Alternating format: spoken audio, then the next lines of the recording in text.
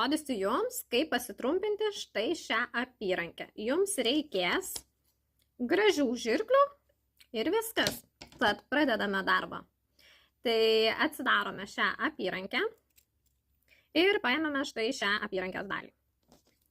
Štai šią užsegimo vietą, štai tokį tarpelį, įkišame vieną žirklių dalį ir atidarome šį užsegimą štai. Taip lengvai atidarome ir išimame odinį dirželį. Tuomet jūs galite nusikirpti tą dirželį tiesiog su žirklėm, kiek jums reikia. Ir vėlgi dedame atgal. Įdedame ir štai tame užsegime, matote, tokie yra dantukai. Tai tie dantukai turi įsirėžti į odinį dirželį, kad jį prilaikytų. Tai įdedame tą dirželį ir štai taip suspaudžiame.